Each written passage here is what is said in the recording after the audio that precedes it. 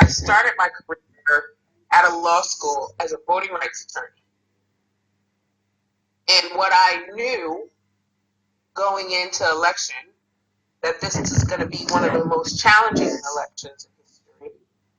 I knew, one, that the system of democracy that we have in the US is so decentralized that my experience in Maryland is very different than someone's experience in Alabama. It's very different from someone's experience in New York or Florida. Each location is almost like a sovereign unto themselves. And unfortunately, that means that people experience the elections in very unique ways. So, looking at the telly that night, my only hope was that and I knew we weren't going to know that night. I said I wanted patience and calm. That was the two things that I was praying for. Because I knew that the story on election night was not going to be the story of the election. Had the highest amount of mail-in ballots ever in the history of our country. Um, so that was my big thing: patience and calm. But were you calm yourself? Of course not. what I what I had to continually, you know, we live in a world of instant gratification. We see the notification on our phone. We microwave our food. We see on demand what we want to watch on television. So we are no longer accustomed to waiting. So I had to tell myself, even with as much information as I knew, and I knew more than most, being a voting rights attorney, working with voting rights organizations, helping to get out the vote. I knew that the answer wasn't going to be had on election night, but I still had my own sense of anxiety. Yeah. Didn't get as far as biting your fingernails, did it? No, not anymore. Okay. But Saturday afternoon comes, and the inevitable happens. The announcement is made that Biden Harris have won, and your feeling then is, It was what I didn't realize, and I shared this with a friend. I didn't realize that I was carrying so much anxiety in my body. And when I saw Kamala Harris and Joe Biden flash across my screen, President elect and Vice President, I began weeping, just weeping and shaking and weeping. And I have 4 children and 3 girls and 1 boy. And my husband ran into the room and the kids were like, "What's wrong?" And I'm like, "This is real." And the feeling was so overwhelming, I think, in two regards. One, um, as a Black woman, the child of immigrants, uh, my story and her story are so similar. We both went to an HBCU. We both have done law. We both have are members of the same sorority. We have these immigrant backgrounds. We worked in politics, and I happen to know the Vice President of the United States, right? The president, and so knowing the years of commitment, how she has shown up for our people over and over. And I think I always believed, but it was also recognizing what she was running against, and the tide and the story of history in the United States has not been pleasant. And so I think when I saw it flash across the screen, my body just physically reacted to the sense of relief and pride and joy. Uh, and I won't soon forget it. I had my headscarf on, and the headscarf fell off because. But yeah, it was a really beautiful day. it's a good story. Now, leading up to that, and as we've agreed, we're speaking in your personal capacity here, you had been pretty much engaged in the campaign, weren't you? How were you involved? So in a number of ways. So I am a board member of an organization called Higher Heights for America, which is founded to support Black women and the political process and helping them run for office, understand politics, understand fundraising. So we have been raising money across the country, supporting candidates, supporting the vice president, Madam Vice President elect, doing conference calls, doing video chats, doing a weekly show to tell people about the latest. And so being a part of that, trying to get the word out about the election. You know, there's the adage, my people died for a lack of knowledge. And so part of the work of election season is getting out the word, telling people about voting, telling people about early vote, telling people about how to register to vote. So I did a lot of work with Higher Heights. There's also an organization, Vote Caribbean, founded by people of Caribbean descent, which works to, again, educate our community with a specific focus on issues of concern for the Caribbean community.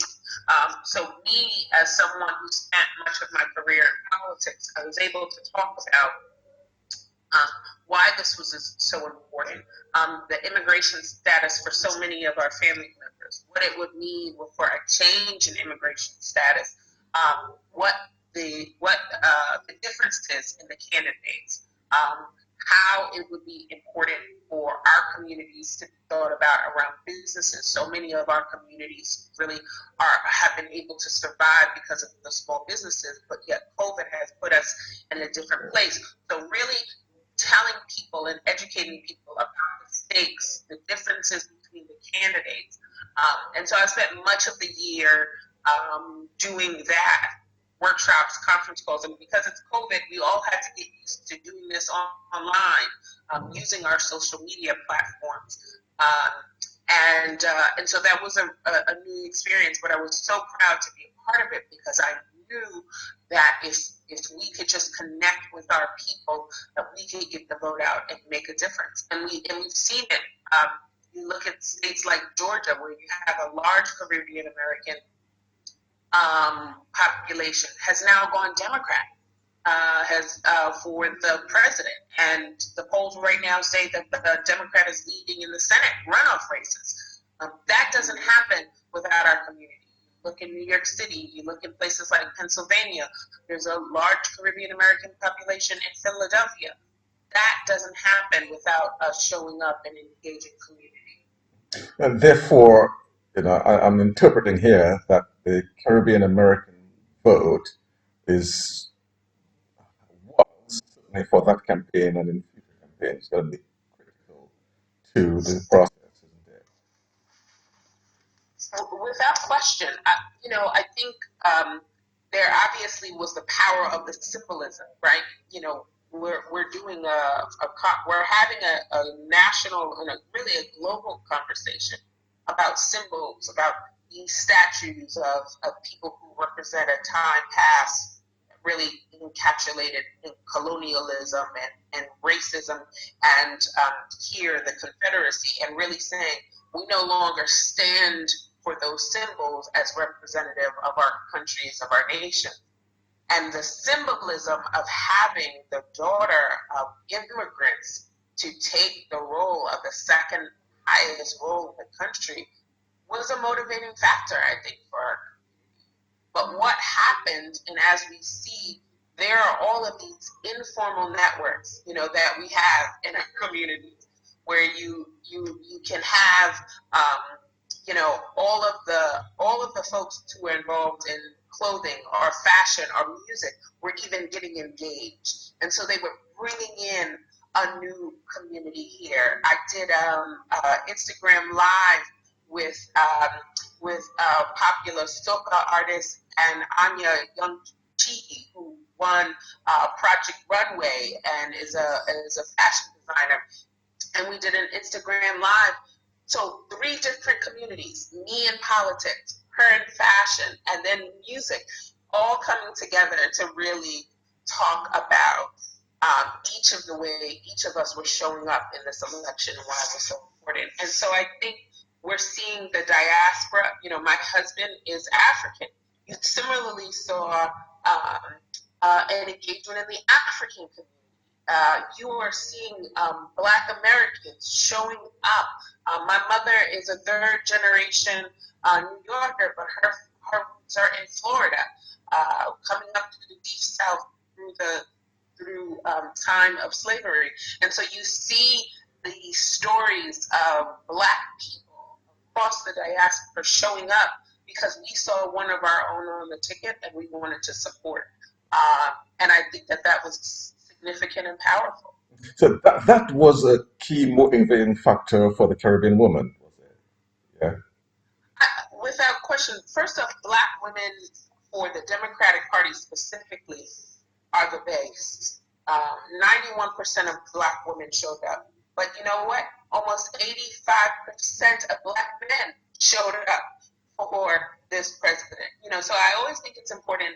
Sometimes people are like, well, who's shown up? Guess who showed up? Black men and Black women who show up. We are consistent voters.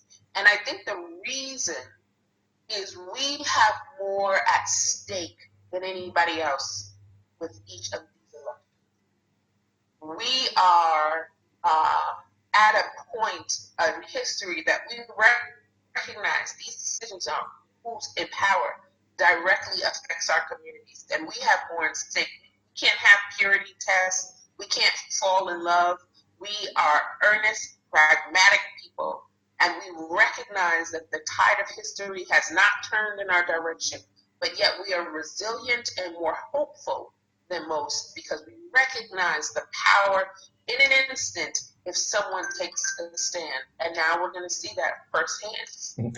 Does the fact that there is this nurturing thing about women and mothers, that as a Black Caribbean, and not just Black but Caribbean, because you just talked of Anya, who is less Black, and it's a Caribbean woman, to see that you see Black men in particular being murdered, beaten, rights taken away, and all of that. Does that have you think that this could be my son? This could have been, and does that then become an added motivation for you as this Caribbean woman? I am proud. My Caribbean heritage spans 4 different islands: St. Kitts, Nevis, Bermuda, and Jamaica. Um, when I think about my ancestors and what they went through to create a space where their daughter, their granddaughter, their present progeny has worked in Capitol Hill advising as the only Black woman in that role out of 100 United States senators. I think about the line from them to me. And I also think about how many other Black people won't have that opportunity because of the way that racism has clouded opportunities for so many. And so when you see George Floyd and when you see Breonna Taylor and you see Ahmaud Arbery, when you see Botham Jean, this is a story of potential snuffed out because of the way systemic racism presses down on our people. I think that is an understanding that I carry deep in my veins. I understand that, and I think that is a motivating factor for our community because we have a simple plea: stop killing us. Bring us education and high quality schools. Offer health care. Give us opportunity for economic development, not anything more than you've done for every other person but us. And so I think that the when I talked about the pragmatism for Black people, we are people who vote for our survival, for the safety of our children. My son is a beautiful, bright 23-month-old. I recognize when he's 23, some people will be afraid of him. And right now, he is loved and adored. I know that my daughters have a higher chance of being suspended for the same infractions that a little white girl does, but I have a higher rate of being suspended for the same actions by virtue of their skin. And one of my children who has autism, I know children who have disabilities who are Black are particularly clarified and put in systems in this country to prevent their growth and development. All of that weighs heavily on me every single day. And that's part of the motivation, I think, for every Black person when they walk into the polls. They know the line of our ancestors, what they went through. They know their current reality. And so we know that we have more at risk and at stake every single time there is an election. And that's why we don't dither. Are you concerned though that you've turned out in the numbers, you've helped elect Joe Biden, you've helped elect the first Black woman to the second highest office in the United States. Job done on both sides. Not at all. Not at all. This is when you have accountability. But listen, at least now you have an opportunity to engage with administration. What we faced previously was people who discounted your experience wholesale. So you could not even have a conversation. Now you're at least in a position where you're seeing personnel as policy. You have Karine Jean-Pierre, a Haitian American woman who is the deputy press secretary to the president of the United States. You've never had any Caribbean American person as highly ranked in the communications office, speaking on behalf of a president of a 70-plus-year-old Irish descendant. You have this beautiful Haitian Black woman. I mean, personnel is policy. You see that being manifested. We'll see that continue to play out. I think you see Wally Adeyemo, who is Nigerian American, who will be the #2 at Treasury. At Treasury. So we're talking, everybody's loving Hamilton the play. He never envisioned a Nigerian American being #2 at the Treasury. This is power. This tells you that we are showing up in the rooms in a way that we haven't. Cedric Richmond is going to be senior advisor to the president, coming from the state of Louisiana, the Deep South, one of the worst places for slavery in the United States. He recognized, he brings that to the table. He will engage in recognizing the deep history in which he engages and advises the president. We are seeing policy manifested. My old boss at the Center for American Progress, Neera Tandon, an Indian American woman who at one point lived at food stamps, managing the Office of Management and Budget, immigrant family, understanding this is policy, this is personnel as policy. And so do we still have to push? Do we still have to ask for accountability? Do we still have to raise these questions? Do we still have to protest? Do we still have to fight? Yes, that doesn't. But at least now you have people on the inside that you can actually engage, and that is power.